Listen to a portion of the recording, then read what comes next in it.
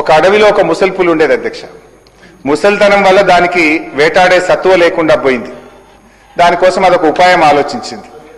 ఏంటంటే అది ఒక బురద గుంటలో కూర్చొని చేతిలో ఒక బంగారు కడియం పట్టుకొని దారిన పోయే బాటసార్లను పిలుస్తూ ఉన్నది. ఓ బాటసార్లారా, నన్ను రక్షించండి, నన్ను ఈ బురద గుంటలో నుంచి బయటకు తీసుకురండి అని చెప్పి కనబడ్డ వాళ్ళందరినీ అడుగుతా ఉంది అధ్యక్ష. మీరు నన్ను బురద గుంటలో నుంచి బయటకు తెస్తే ఈ బంగారు కడియం మీకు బహుమానంగా ఇస్తా అని వచ్చిపోయేటోళ్ళందరికీ ఆశ చూపించింది అధ్యక్ష. ఒకరోజు ఒక అమాయక బాటసారి అటు నుంచి వెళ్తూ ఆ పులి మాటలు విన్నాడు అధ్యక్ష.